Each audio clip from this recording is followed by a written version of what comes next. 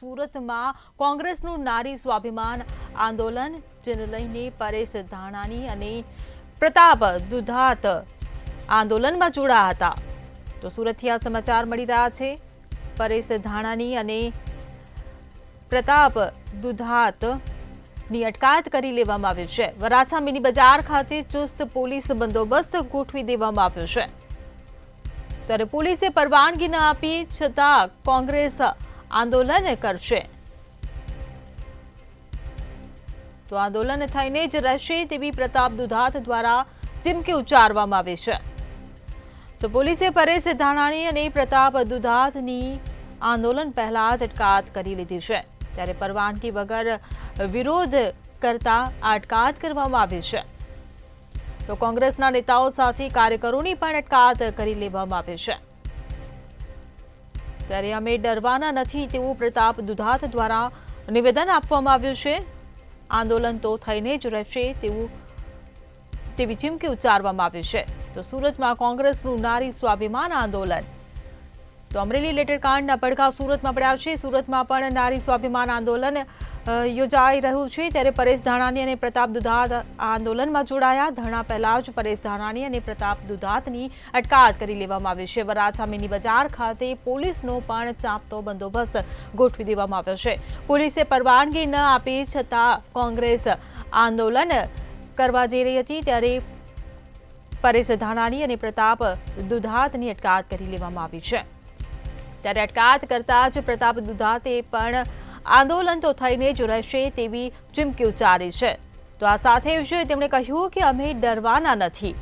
તો ગુજરાતની જનતાએ હવે જાગવાની જરૂર હોવાનું કોંગ્રેસ દ્વારા આ નિવેદન આપવામાં આવ્યું છે. દીકરી માટે લડત ચાલુ જ રહેશે, અમે ડરવાના નથી. આ પ્રકારના નિવેદન પ્રતાપ દુધાત દ્વારા આપવામાં આવ્યા છે. ત્યારે ધરણા શરૂ થાય તે પહેલા જ પોલીસે કોંગ્રેસ નેતાઓની સાથે જ કાર્યકરોની અટકાયત કરી લીધી છે.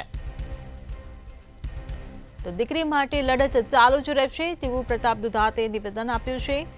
અમરેલી લેટરકાંડના પડઘા સુરતમાં જ્યારે પડ્યા છે, સુરતમાં પણ કોંગ્રેસ દ્વારા નારી સ્વાભિમાન આંદોલન છેડવામાં આવ્યું છે. ત્યારે પોલીસે પરવાનગી નથી આપી, તેમ છતાં આંદોલન કરવામાં આવી રહ્યું હતું, જેને લઈને પરેશ ધાનાણી અને પ્રતાપ દુધાતની આંદોલન થાય તે પહેલા જ પોલીસ દ્વારા અટકાયત કરી લેવામાં આવી છે.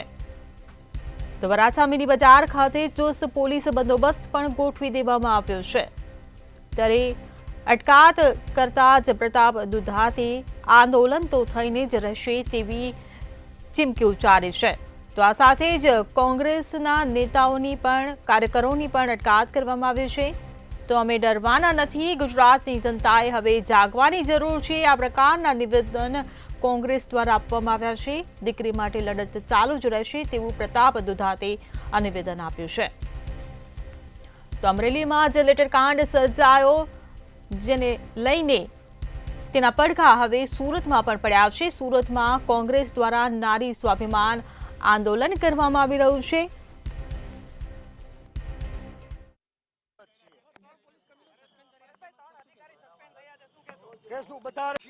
અમારી વાત તમારા માધ્યમથી જ ગુજરાતની જનતા સુધી પહોંચાડવાના છીએ. અને ગઈકાલે અમે જાહેર કર્યું હતું કે આ ચોકમાં ભૂતકાળની અંદર કેટલાય રાજકીય, સામાજિક અને ધાર્મિક કાર્યક્રમો થયા છે. તો શું એ ગુજરાતની દીકરીના ન્યાય માટે મંજૂરી ન મળે?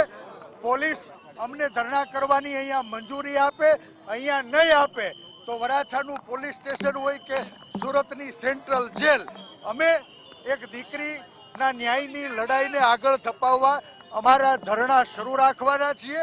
માનગઢ ચોકમાં શ્રી સરદાર સાહેબની સાક્ષીએ એના સ્વાભિમાનનું રક્ષણ કરવા, એક નિર્દોષ દીકરી એને ન્યાય અપાવવા માટે અમે 10 થી 5 માનગઢ ચોકમાં ધરણાની જાહેરાત કરી હતી.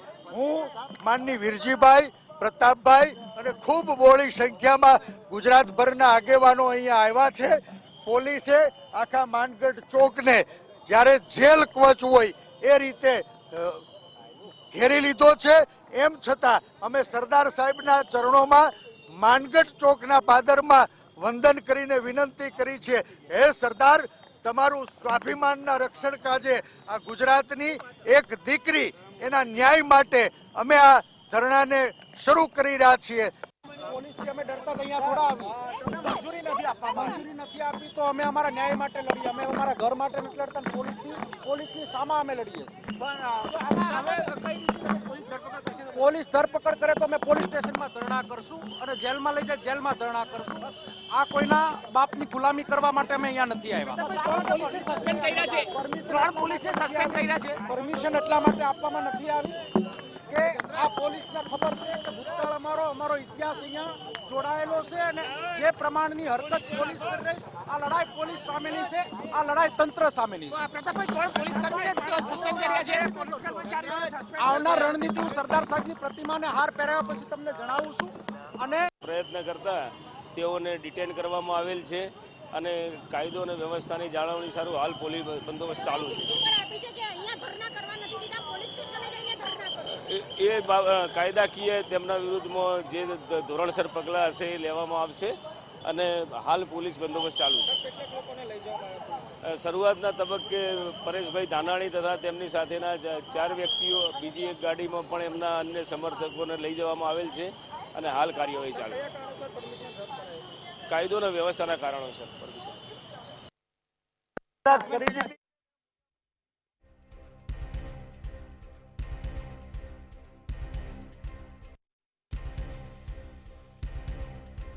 સ્વાભિમાન આંદોલન છેડાઈ રહ્યું છે. પરેશ ધાનાણી અને પ્રતાપ દુધાત આંદોલનમાં જોડાયા છે. ધરણા પહેલા જ પરેશ ધાનાણી અને પ્રતાપ દુધાતની અટકાયત કરી લેવામાં આવી છે.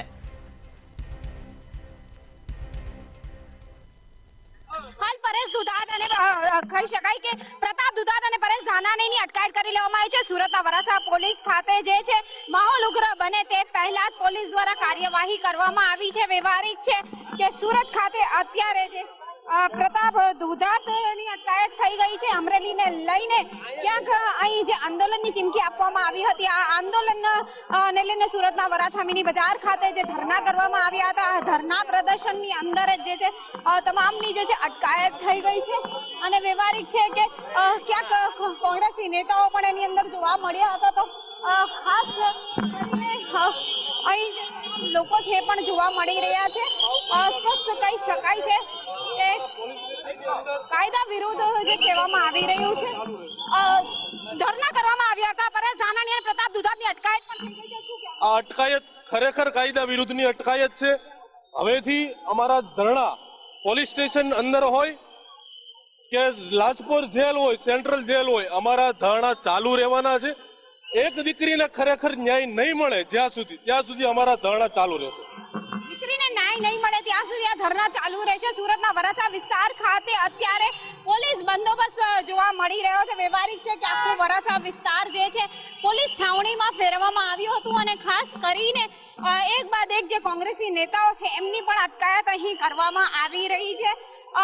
અમરેલીની દીકરીને ન્યાય મળે એને લઈને જે છે આ રીતના ધરણા કરવા માટેની જે ચીમકી આપવામાં આવી હતી ત્યારબાદ આજે જે આ ધરણા કરવામાં આવ્યા હતા ખાસ કરીને જે લોકો છે એ પણ અહીં જોવા મળી રહ્યા છે. હાલ તમામ જે કાર્યકર્તાઓ છે એમની અત્યારે ઝડપી પાડવામાં આવી રહ્યા છે. પોલીસ વાનમાં તેમને લઈ જવામાં આવી રહ્યા છે. સુરતના વરાછા વિસ્તાર ખાતે અત્યારે જે હીરા બજાર છે હીરા બજારની અંદર પોલીસનો ચુસ્ત બંદોબસ્ત ગોઠવી દેવામાં આવ્યો હતો અને ધરણા થાય ઉગ્ર આંદોલન થાય એ પહેલા તમામની અટકાયત જે છે કરવામાં આવી રહી છે. કેમેરામેન શોએબ શેખની સાથે રાબિયા સાલેહ, મંતવ્ય ન્યૂઝ, સુરત.